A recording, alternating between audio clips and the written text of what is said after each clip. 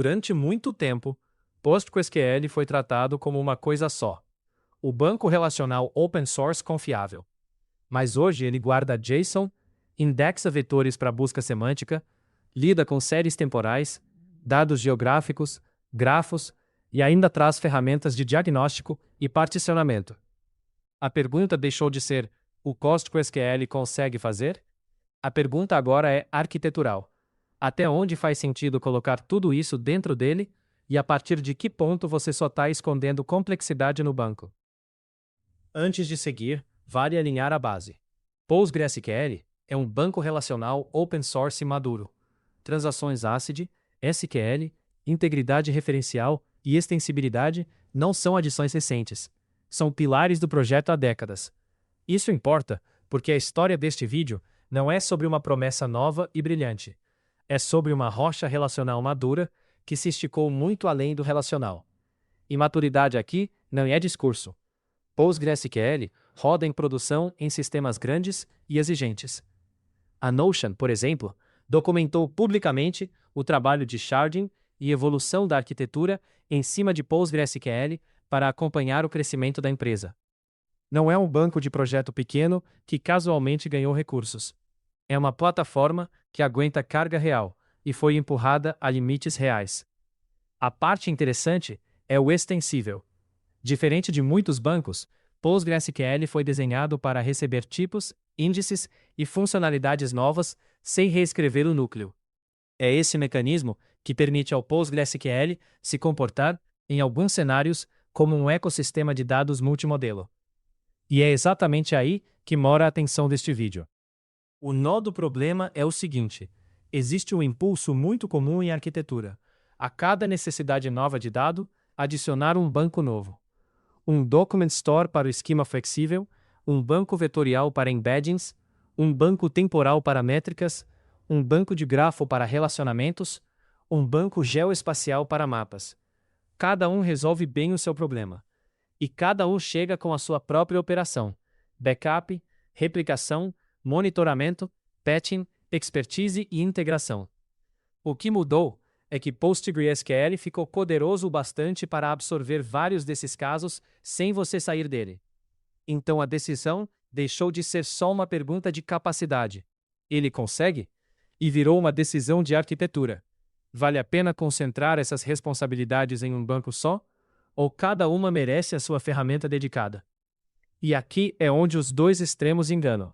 De um lado, quem sai adicionando banco especializado cedo demais paga complexidade operacional antes de ter o problema que a justifica. Do outro, quem empurra tudo para dentro do PostgreSQL por princípio pode acabar concentrando carga e risco num único ponto. A resposta honesta não é menos bancos é sempre melhor, nem a ferramenta certa para cada trabalho sempre.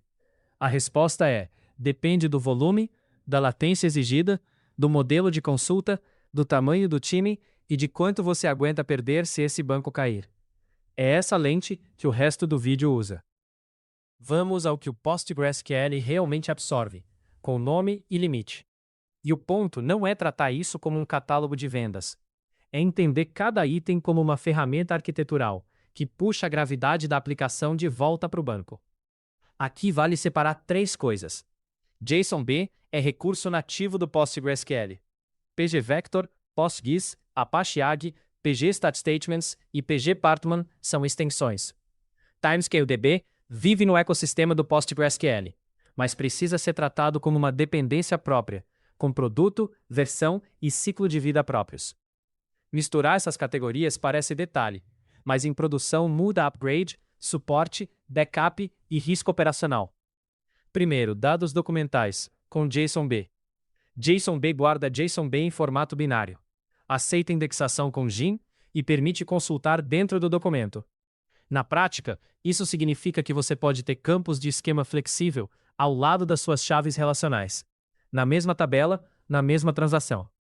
É a flexibilidade de um documento com a segurança de uma transação relacional na mesma query. Isso salva muita equipe de subir um cluster de banco documental por causa de 2 ou 3 tabelas com esquema variável. O limite? Atualizar um documento JSONB normalmente reescreve a linha inteira, por causa do modelo MVCC. Para esquema gigantesco, totalmente dinâmico e com altíssima concorrência de updates granulares, um banco feito para isso ainda pode sofrer menos. Segundo, vetores, com pgvector. pgvector adiciona um tipo de vetor e índices como HNSW e IVF-flat dentro do PostgreSQL. Isso viabiliza embeddings, busca semântica e RAG direto no banco, sem você gerenciar uma infraestrutura vetorial separada no início do projeto. Para muitos projetos que estão começando com IA generativa, isso pode ser suficiente para validar e operar a primeira fase. O limite aparece em escala extrema, com bilhões de vetores, latência muito baixa e previsível, ou requisitos de busca especializados, onde um banco vetorial dedicado pode fazer mais sentido. Terceiro, séries temporais com TimescaleDB. TimescaleDB adiciona abstrações como hypertables e recursos voltados para dados temporais em cima do PostgreSQL. E aqui vale a honestidade. Isso não é PostgreSQL puro. Você ganha capacidade, mas adiciona uma dependência com versão, compatibilidade, suporte e ciclo de vida próprios. Quarto, dados geográficos, com PostGIS. Esse é o exemplo mais maduro da lista. PostGIS é uma referência muito consolidada para geoespacial no ecossistema PostgreSQL. Compatível com padrões da OGC, com tipos, índices espaciais e funções geográficas completas.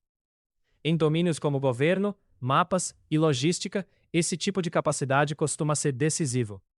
E quinto, grafos, com Apache Agg. Agg é uma extensão de PostgreSQL para funcionalidades de grafo e consultas inspiradas em OpenCipher. É um projeto Apache com código aberto e documentação própria.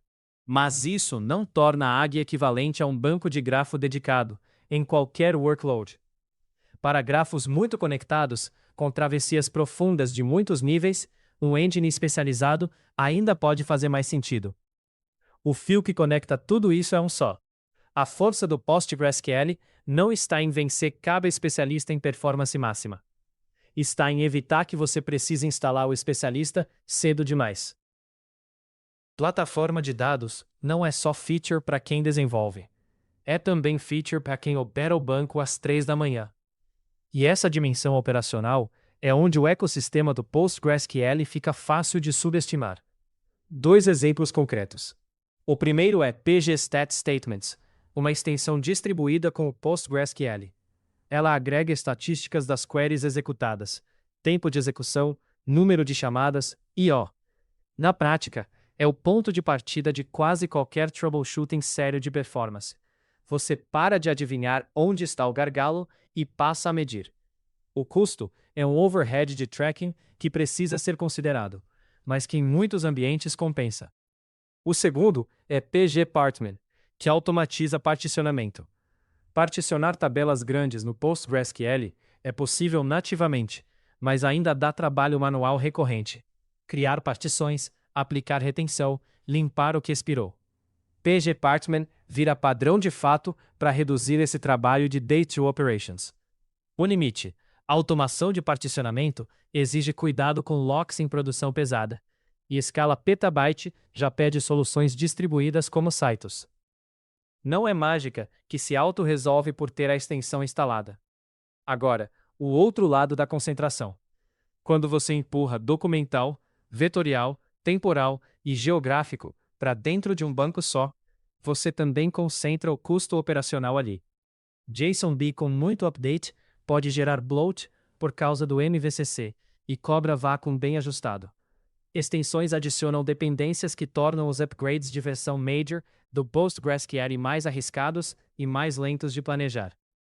E todo esse peso recai sobre o mesmo processo de backup, replicação e tuning. A complexidade não desaparece quando você remove bancos da arquitetura. Ela muda de lugar, e o novo lugar é o seu PostgreSQL. É importante ser honesto com o trade-off central, porque o discurso pende para dois extremos ruins. De um lado, PostgreSQL faz tudo, esqueça os outros bancos.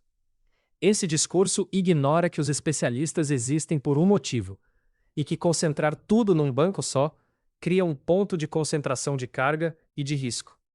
Se esse banco cai, cai junto o relacional, o documental, o vetorial, o temporal e o grafo. O raio de explosão é a arquitetura inteira. Do outro lado, cada workload merece o seu banco dedicado sempre. Esse discurso ignora o custo real do Polyglot Persistence. Cada banco a mais é mais infraestrutura para manter em alta disponibilidade, mais backup, mais patch de segurança, mais integração e mais consistência cruzada para garantir entre sistemas. A leitura calibrada está no meio, e ela tem nome. Polyglot Persistence é a ideia de usar a ferramenta certa para cada trabalho. Isso é poderoso, mas tem o preço da complexidade de integração e operação. Centralizar no PostgreSQL inverte esse trade-off. Você ganha menos peças móveis, backup unificado e ACID cruzando os modelos na mesma query, e paga concentrando carga de I/O, CPU e memória no mesmo lugar. Para uma startup ou um time pequeno, centralizar acelera muito. Menos sistemas, menos integração, menos gente de plantão.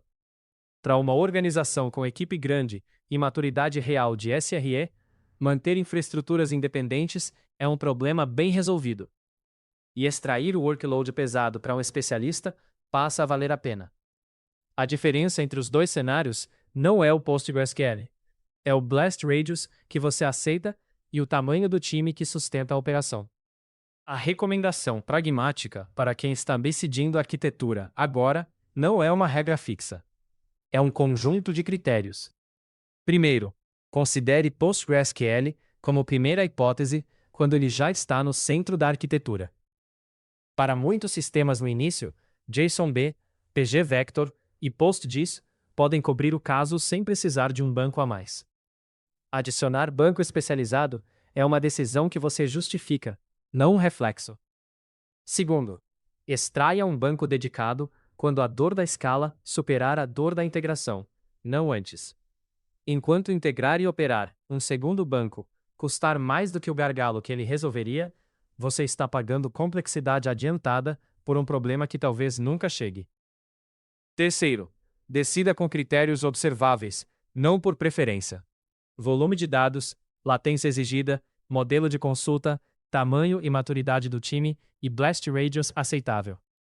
Bilhões de vetores com latência muito agressiva, ingestão de telemetria massiva ou grafo superconectado de muitos níveis são sinais concretos de que o especialista pode se pagar. Esquema flexível em poucas tabelas, busca semântica em volume moderado ou geoespacial padrão são sinais de que o PostgreSQL talvez já resolva. Quarto, trate a extensão como dependência de verdade.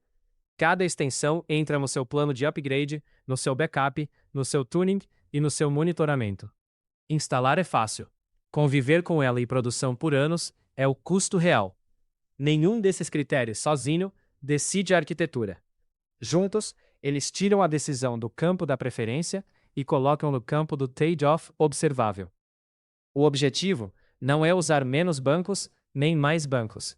É usar a quantidade que o seu contexto sustenta. Voltando à pergunta do início.